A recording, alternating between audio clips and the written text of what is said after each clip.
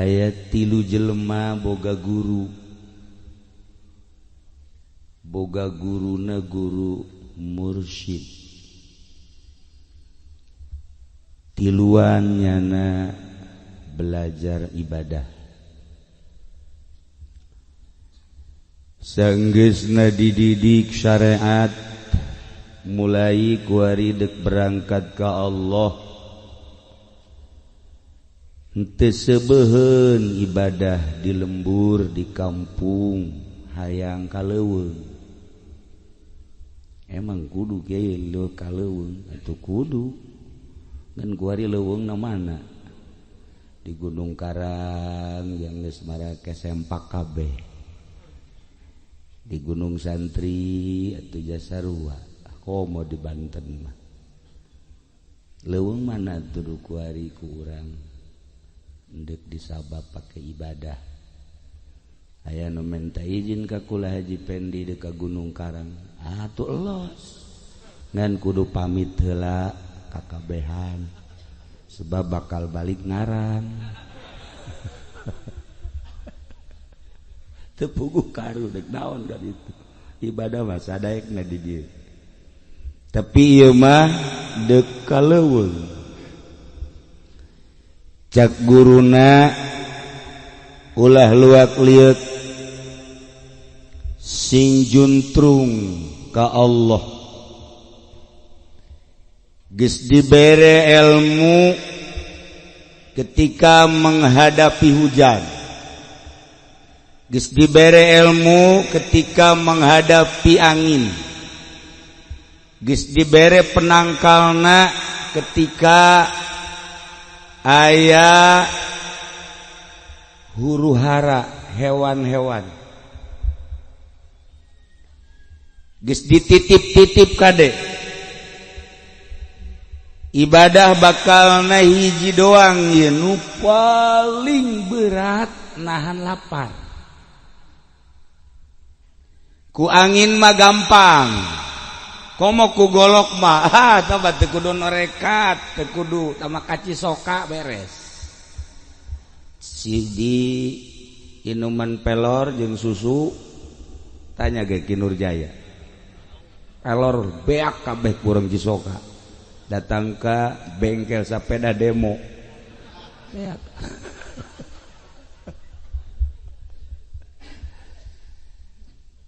tapi nu paling berat lapar cak guruna sanajan lapar sapoe dua poe tilu poe saminggu tahan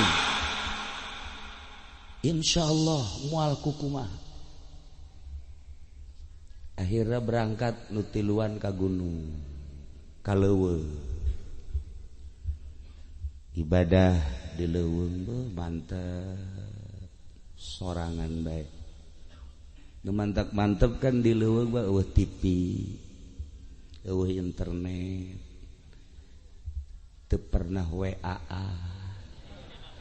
di leuweung pada di lembur bawa aduh deuk HS WA mantes HS SMS mending ora keneh aki-aki ieu kan buang kawarah ka jelema bloon ge belah ditun bloon teman masih 3 kilo ti bloon nah, tenang jadi nu endek ibadah ke Allah mah neangan nu tenang sepi mantap pondok pesantren salaf mah neangan tempat nu sepi ai pondok pesantren modern mah neangan nu rame sebab tujuanna beda pondok pesantren salafiyah mah deuk ka Allah neangan nu sepi pondok pesantren modern mah deuk ka makhluk neangan nu rame beda ieu mah ibadah geus di leuweung sapoe babekalan aya keneh 2 poe masih seminggu masih geus barang geus aya 2 mingguna geus eueuh amunisi mulai lapar poe selanjutnya tambah lapar selanjutnya tambah lapar geus eueuh soraan zikir geus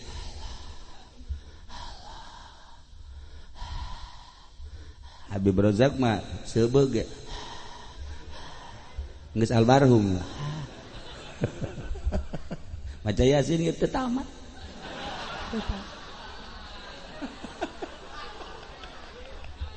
geus teu kuat sakitu ge susu aya kopi aya jeruk geus sabaraha meureun bahkan di kantongna ge cau aya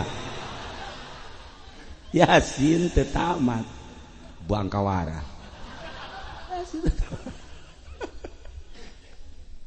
ai endek atuh maca Yasin pan cenah kiai tadi ngobrol bae bangun teu ngadengekeun didengekeun doraka aing mah ngadoraka jeung ngadengekeun Yasin kos kitu mah lah cek Habib jin teupan nah ieu barang selanjutnya nyana musyawarah ieu urang lapar kumaha ingat cek guru ketika urang lapar tahan ulah aya kumaha jol bae aya anak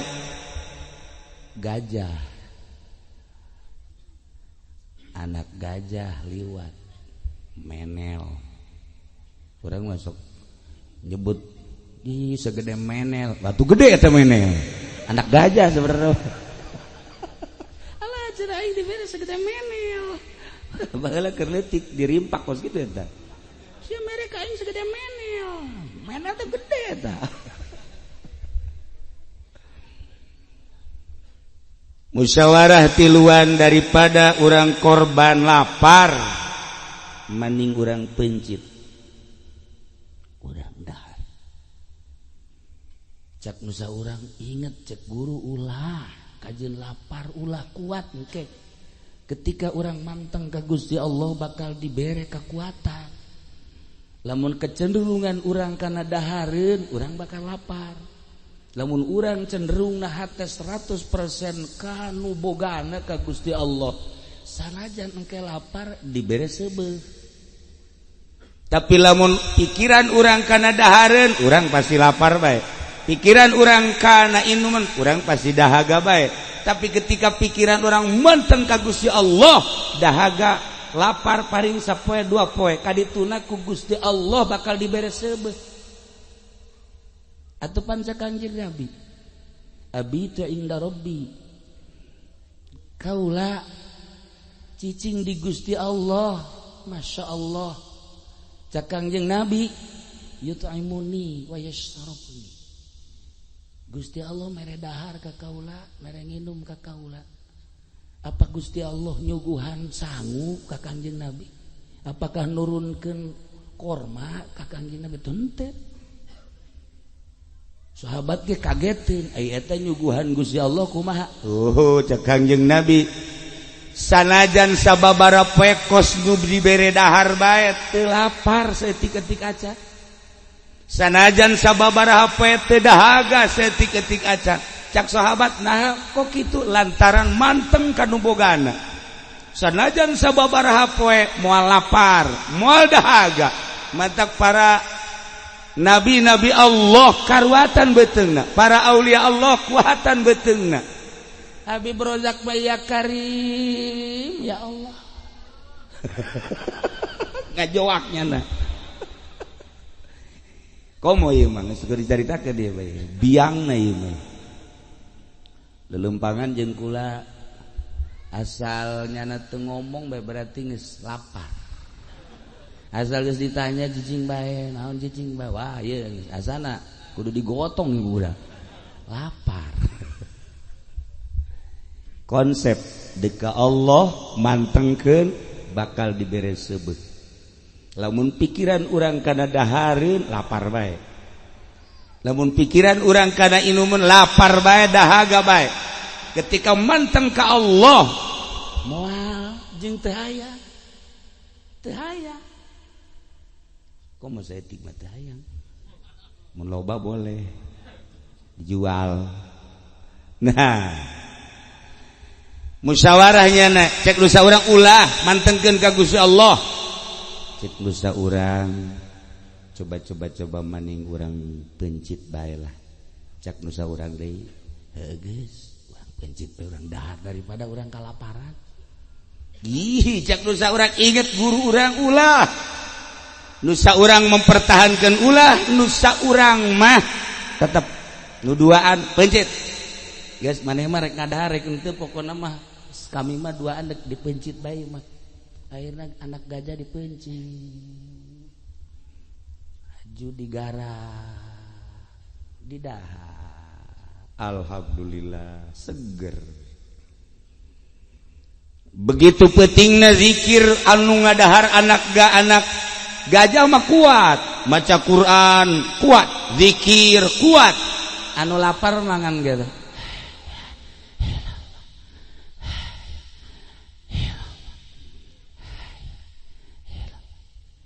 Tapi anu ngadahar anak gajah mah dengekeun ku sia. La ilaha illallah, la ilaha illallah.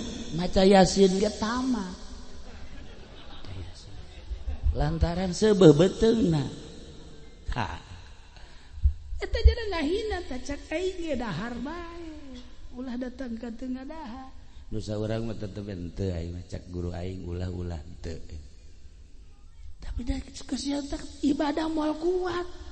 Kos kitu tah ibadah. Maca Quran, matana geus teu bisa kiceup. Yasin. Wal Qur'anil Hakim. Innaka laminal mursalin. Bandingan ngadahar anak gajah sia kuat kan kuat aing Yasin 3 kali ge siap cek mah ieu masa potong henteu.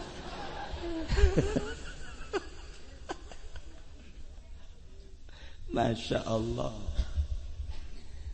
Datang deui ka isuk, datang ka 2 peuting gagah. Mejeunna keur sare istirahat. Jang engke peuting sekitar 2:30 qiyamul lail.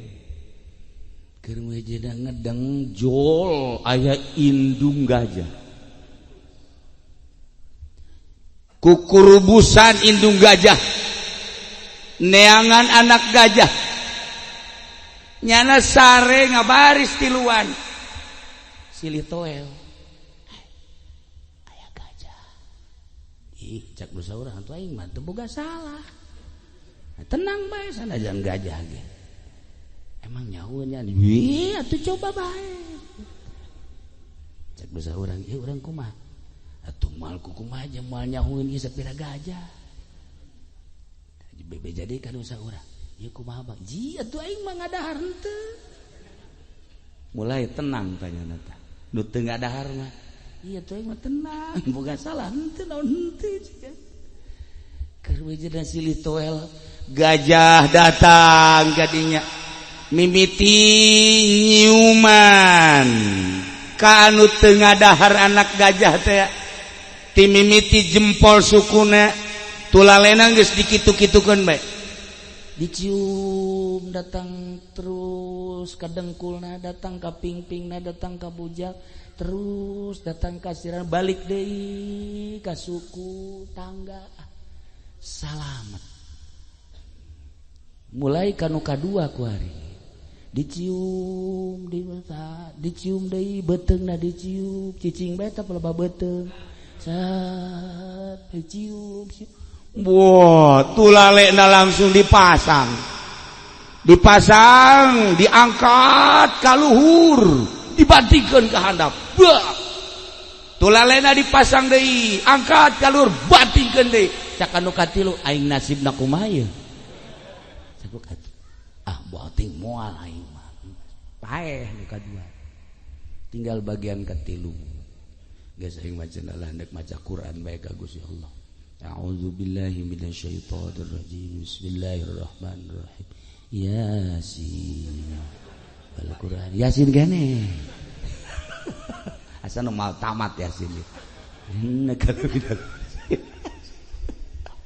mulai gajah kadinya deui ciuman henteu kungsi datang ka luhur datang ka beuteungna doang dikucek-kucek beuteungna langsung ditincak ku gajah blek betus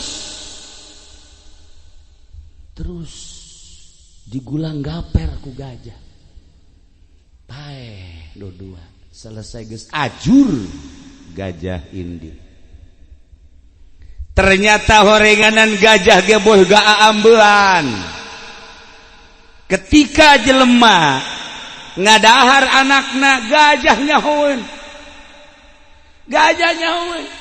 nu teu boga salah mah diantepkeun kunyana diciuman diantepkeun diciuman tapi nu boga salah dibantikeun paeh cacak-cacak gajah boga aambean cacak-cacak gajah boga aambean sok inget ka dongeng Kangjeng Rasulullah waktu anak Abu Jahal dek berangkat ke Syria dek dagang nyana nyaci maki Kangjeng Nabi heula hayang puas ka Kangjeng Nabi ngahina ka Kangjeng Nabi sageus ngahina ka Kangjeng Nabi langsung berangkat memeh berangkat cak Kangjeng Nabi mudah-mudahan ku Gusti Allah jelema eta diselesaikan sakitu doang kadenge kunyana bebeja ka Abu Jahal kumaha tadi ngomongna Muhammad yang ngomongna cenah mudah-mudahan diselesaikan waduh nu geus Muhammad mah tilok melenceng geukeuna omonganana waduh sia kumaha nasibna nya nyabahnya kumaha akhirnya berangkat tengah perjalanan kan istirahat cek Abu Jahal teh anak aing teu di tengah bisi aya naon aman teu di tengah kabeh sarena di sisi ieu di sisi bener bae tengah peuting aya maung kadinya maung cek Abu Jahal wah ieu maung terus diambean saurang pas diambean belah ditu pas kebenaran anakna diambean calangap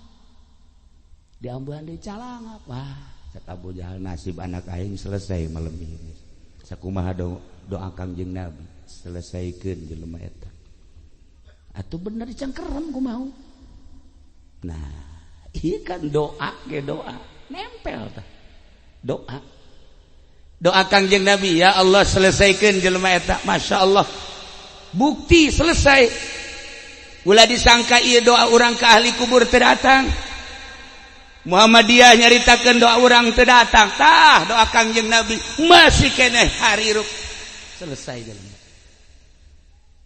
bejakeun di Bukhari aya ka Muhammadiyah tah beusi aya Muhammadiyah nanyakeun bejakeun beusi aya Persib ngomong Persib beusi aya Wahabi cenah doa teu datang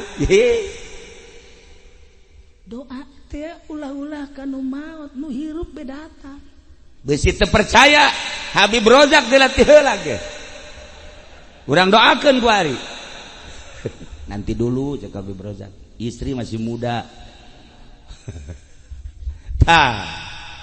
doa datang geus loba carita doa datang paeh lah eta nah ieu mah kasimpulanna mah makhluk Allah bage ciciumanana aambeunana nu sakitu hebatna sakitu hebat teu kacium ku gajah ku ari lamun aya gajah ka dieu geus urang mah aman si ieu geus diwakofkeun ku aing los gajah tah los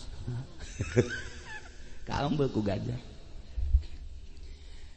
nu mancak lain gajah bae lain maung bae urang lamun keur leutik ngarusak tawon ku urang dirusak dikeprak tawon teh neangan ka jelema nu ngarusakna ngarendeng 10 jelema nu ngarusak jeung nu teu ngarusak mah aman-aman bae tawon nyahun tawon set kayak aman set kayak aman set pas kaje pendi ini biang keladinya nih beak aku tahu beak cek kaje pendi jai mah teu pernah keur leutik sia pernah nyahun tawon keur leutik ya diancem bae nya mah diancem tawon eta beak teh nyahun nah iyalah makhluk Allah